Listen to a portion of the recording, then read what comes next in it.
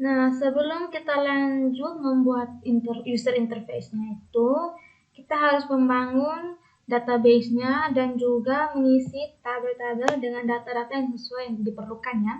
Nah, di sini di MySQL ini, PHP MyAdmin ini, sini kita membuat database dengan nama DBRS. Di database ini ada sekitar 18 tabel. Kita mulai dari cek kebersihan kamar ya.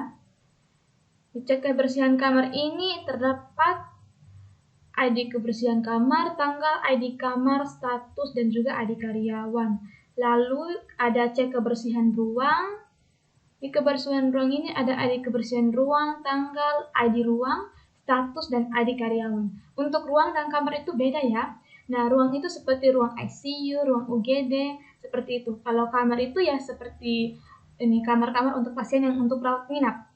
Lalu ada detail keahlian dokter. Di detail keahlian dokter ini ada ID detail keahlian, ID karyawan, dan ID keahlian. Lalu detail penyakit. Di detail penyakit ada ID detail penyakit, ID rekam medis, ID penyakit. Detail perawat jaga, strukturnya itu ada ID detail perawat jaga, ID karyawan inap, ID karyawan, dan ID rawat inap. Lalu dokter poli. Di dokter poli ini ada ID dokter poli, ID poli, dan ID karyawan.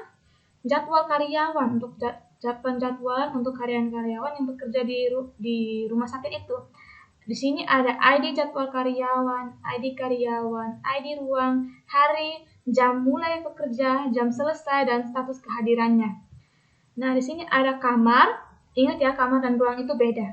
Di sini ada ID kamar, nama, dan juga kelas dan harga yang berbeda. Untuk setiap kelas itu harganya berbeda-beda ya. Lalu di sini ada karyawan yang bekerja di rumah sakit tersebut. Sini ada strukturnya itu dari ID karyawan, nama, tempat lahir, tanggal lahir, jenis kelamin, alamat, telepon, email, pekerjaan, dan juga password. Setelah itu ada keahlian dokter. Di sini ada ID keahlian, nama, dan juga biaya untuk setiap keahlian. Di sini ada obat. Di bagian obat itu ada ID obat, lalu ada barcode, dan juga nama obat, harga satuan, dan satuannya itu dalam bentuk apa, dan wujud dari obat tersebut apa. Dan juga ketersediaan itu atau stok di apoteker itu ada berapa banyak obat yang tersedia. Lalu untuk pasien, nah pasien ini berupa data-data pasien, seperti ID pasien, nama, tempat lahir, tanggal lahir, jenis kelamin, alamat, telepon, email, dan juga password ya. Nah, di password setelah itu penyakit. Yang penyakitnya cuma ada dua, yaitu ID penyakit dan juga nama penyakitnya. Dan juga poli juga sama, ID poli dan nama polinya. Di sini singkat menjadi namoli ya. Lanjut untuk rawat inap, pasien yang ingin merawat inap.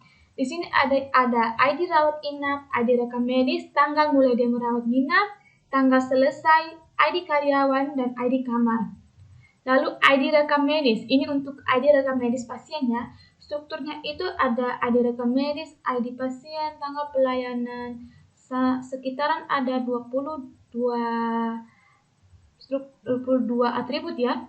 Dari ID rekam medis, jangan lupa ID pasien juga, sampai dengan metode pembayarannya. Lalu untuk resep dari dokter. Di sini ada ID resep dan juga ID rekam medis, ID obat, dosis, harga satuan, jumlah, dan juga ID karyawan. Dan yang terakhir itu untuk tabel ke-18 itu ada ruang, yaitu ID ruang, nama ruang. Baik, seperti itu saja.